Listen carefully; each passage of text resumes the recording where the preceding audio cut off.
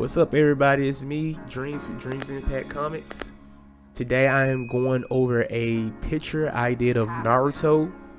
This picture that I'm going over with Naruto, this is an old Fan Art Friday I drew live a couple of months back, but I didn't never do no commentary on it, or I never commentated on it. So this is my first time doing this. So within this picture, I am drawing Naruto, Sasuke, and I can't pronounce this guy's name. Okay, all right, do not stone me for it. I cannot pronounce this guy's name whatsoever. So with that being said, let's go on with it. But anyway, that's the image I chose to do. And before we get into detail about it, so I'm gonna go over the process of creating all of this pretty much. So how the process works is pretty much I look at a bunch of references. So the reference, how you go about looking at a reference, because the truth is you can't assume people know what to do, because not everybody is born with the gift of being able to know.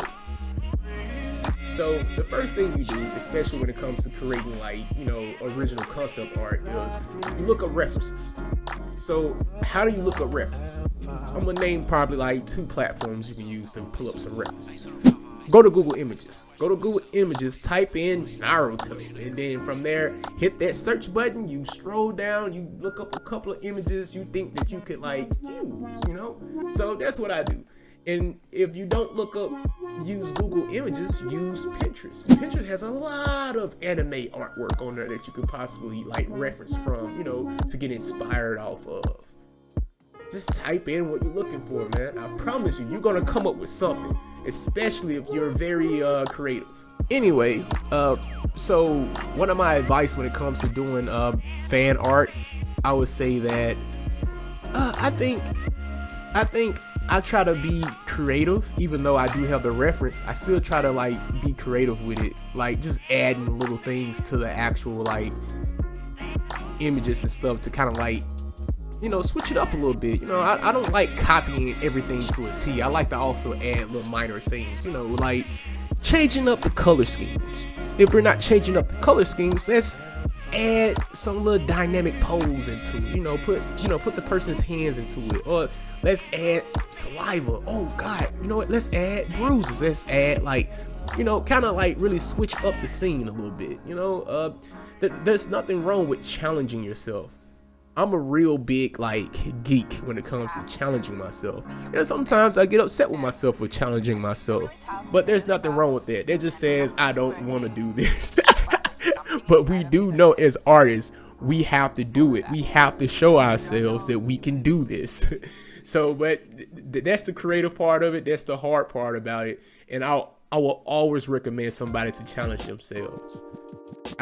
It's more so, to me, it's more so a mindset where it says oh, well, I have to prove to myself that I can do this. I can't just say I can do this, but I have to prove to myself that this is possible for me to achieve. And I've had a debate recently with somebody saying, well, why would I have to prove to myself if I know I got it, if I know I'm that guy?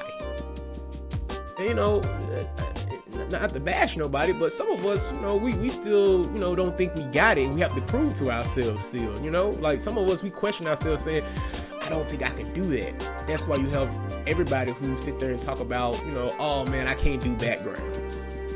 You don't know until you try. And even when you try, you go, man, that crap was hard.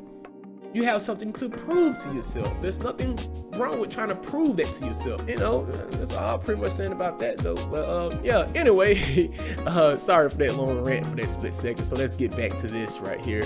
So when it comes to also doing fan art like this, I tend to also listen to the actual viewers who's actually watching me draw it. And even though sometimes I don't really say much, they're just watching going, I want to see what you come up with, and I pretty much like that. It's pretty dope, so yeah, I was pretty proud of this image. It didn't get a lot of views, but I was pretty proud of it. It didn't really matter. I can say I didn't care about the views, but it definitely made me go, man, I worked hard on this. and I didn't get no views. But it's cool. I'm okay with it. It's cool. I'm okay with it. I still got a finished piece. I went to a convention and everybody was definitely grabbing stuff like this, man. So I was loving it. I was definitely loving it, man. I was not wrong for drawing this picture. By the way, some of the reference photos I chose to work on this with, man, it was this right here precisely. These images here. Yeah. Even though I didn't copy everything to a T, I had to like be a little bit more creative with this one though. Definitely had to be a little bit more creative with this one. But other than that, man, I don't really got much to preach about. If anybody got questions or anything like that, definitely comment on this video and I would definitely answer back. Other than that, I'm probably gonna just leave it to you guys to sit back and watch it. I mean, I pretty much all I had to talk about during this video is what helped me come up with all this stuff.